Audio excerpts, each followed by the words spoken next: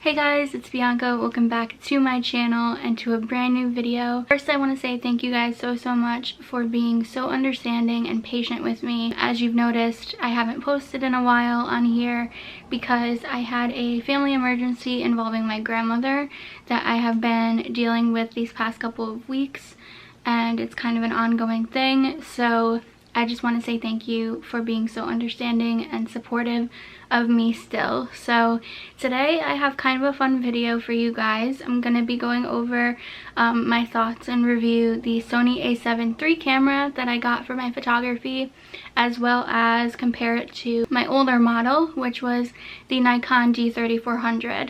So I hope you guys enjoyed this. Maybe some of you are looking to get into photography and are looking for kind of a beginner camera. I definitely consider the D3400 to be a beginner camera, so I'm going to get right into it. I do have a little bit of like notes or like a slideshow with some notes in it on my computer off to the side here, so if you see me glancing over there, I'm just referring to that. I'm excited. Let's get into it.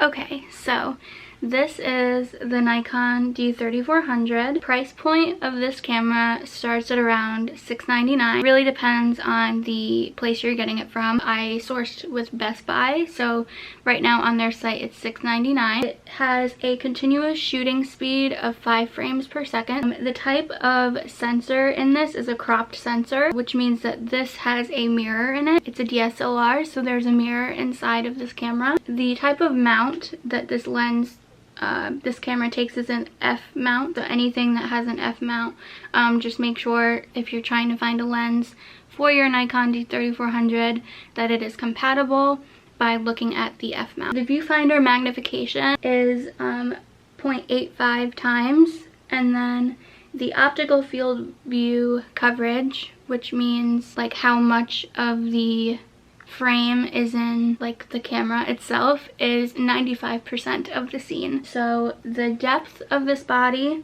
is 3 inches, the width is 4.9 inches, and the height is 3.9 inches. It is pretty lightweight for a DSLR camera. I do know that some bodies can be a little bit more heavy, a little more chunky, but this is pretty good for if you are just starting out in photography. The dial on here has a bunch of different settings. So you have your manual, which means that you will be controlling all of the settings on the camera.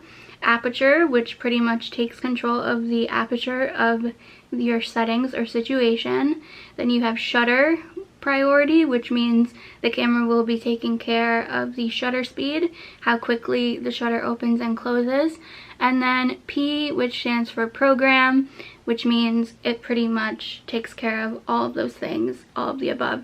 And then you have a bunch of other like basic settings like portrait, sports, and stuff like that. If you're kind of really into the beginning field, you'll probably be sticking with these. And then you have a really nice mount for if you want to use an external flash if you have one. It's pretty basic, like I said, pretty user friendly and not bad of a price point, $6.99.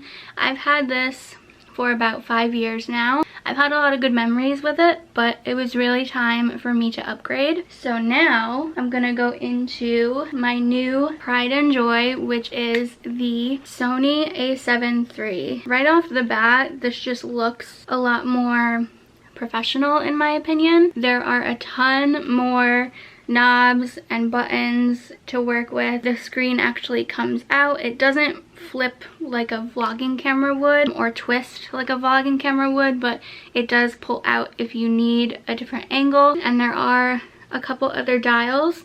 You do still have that external flash mount if you need it. This is the lens that it comes with, and I do have some points for this one. The price for this, I got it on a really good sale. It was about $300 off, so I paid about $1,800, but the full price of it before tax is $2,199. So definitely a couple more, you know, couple more bucks compared to the Nikon but honestly, compared to what this can do, I believe it's totally worth every single penny. This is a full frame sensor. What does that mean? Compared to a cropped sensor, if you think like you're cropping an image, a full frame sensor will allow the optical view to be 100% of the scene, which is really great compared to using the Nikon D3400 as a cropped sensor. And this is a mirrorless system, so this camera does not have a mirror inside of it. With that, compared to the Nikon D3400, since there is a mirror inside of it, it is a little bit more noisy when taking the image.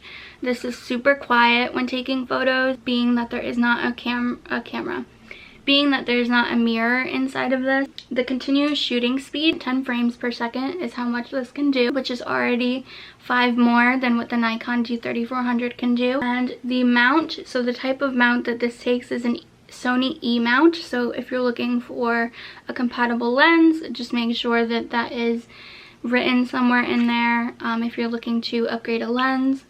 And the viewfinder magnification is 0.78 times, and like I said, the optical field coverage is 100% of the scene. Now, the size of this is a little bit different compared to the Nikon D3400. Depth is 2.9 inches, the width is 5 inches, and the height is 3.8 inches. So I'll go ahead and kind of put them side by side. So you can see it honestly is a little bit different. Like, I can tell the Sony is a little bit taller than the Nikon, and it's just the bodies are just a little bit longer. You know, the weight isn't that bad. I don't really notice that much of a difference in weight carrying it around compared to my Nikon, but honestly, this is such a big upgrade compared to what I had before. Let's compare the picture quality. Right off the bat, the Nikon has really grainy image quality at like nighttime and low light. I noticed that like the ISO capabilities aren't as strenuous and like big as the Sony camera. You're kind of limited with that, as well as the cropped sensor, like I mentioned. I noticed that the aperture range is not that great, although the picture quality is kind of so-so. The price point for it isn't that bad, $6.99. If you're just getting into photography as a hobby, this camera is a pretty good starting point as far as the price goes if you don't want to spend too much right off the bat. Now, I feel kind of biased because I've partially been distracted to film, not only because of the family emergency, but because the Sony camera is just so good that I've just been doing a lot of like self-portrait photo shoots and stuff. One thing that I forgot to mention about this that the Nikon does not do, you can connect your phone to your camera, so that way you can take self-portraits. There is an app, I forget what it's called, but I'll show it on the screen for you guys. You can connect via Wi-Fi to the app, and you basically can see on your phone what the camera is seeing. Since this does not have a rotating screen, that is amazing, and you can use it as a remote shutter, so you can take a bunch of cool images. I'll go ahead and insert some of my favorite self-portraits that I've done since getting this camera. This camera has amazing low light capabilities, very little noise, although it does look very, you know, complicated and intimidating at first. It's very simple and easy to learn. It's a great upgrade. I understand the pricing can be a little iffy. I know it took me months. I kept putting it in my cart, taking it out of my cart online, wanting to go and look at it, and when I went with my husband to Best Buy, noticing that it was on sale for $300 off, I kept picking up the display model, playing around with it, looking at other models to compare, because obviously I'm not working right now and I didn't want to jump the gun right away. So then we went and we looked at computers because he wanted to look at laptops, and then I found myself just continuously thinking about it. So I said to myself, you know, I'm gonna be starting my photography business soon. I have to go and register, all of that good stuff with the city clerk here where I am to get things started, and this Nikon just doesn't do it for me anymore. Nothing against mirrored to mirrorless or anything like that. Nikon is still a great brand, but the Sony just captures the colors so much like clearer versus the Nikon. Just all around, I'm really excited, like I mentioned in my unboxing video, to have this camera. It's a really good investment if you are looking to get into photography a little bit more seriously, and I recommend either one really. But if you are a little bit more advanced like I am and you're looking for a little bit more of a challenge and more capability as far as what you can do with the camera, I would go with the Sony A7 III. And I know Sony isn't just the only brand you can go with. Nikon, Canon, Sony, there's a ton of other companies that you can go with. It's really your preference. I don't want to try and force anyone to go with Sony just because I now use Sony coming from Nikon. So that is it for my little comparison. I've had the Sony A7 III for about 2.5 weeks now, and I'm completely obsessed with it.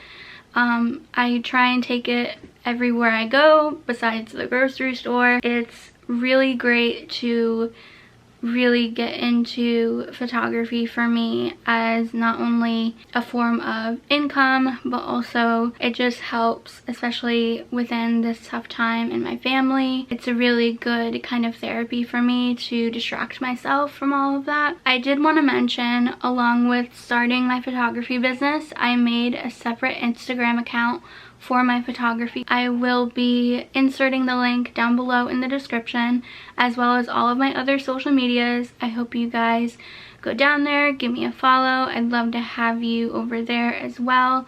Let me know in the comments if you want to see more photography related content here on my channel. As you guys know, I kind of strayed away from the whole beauty side just because I'm liking the more like lifestyle vlogs and weekend vlogs, so I might be doing that a little bit more mixed in with photography. I've also thought of making a completely separate channel for photography things, but I don't feel like I'm well versed enough to create a completely separate channel just for that, so I might have that sprinkled in here and there on this channel. So let me know if you like this video by giving this video a thumbs up. I'd really appreciate it.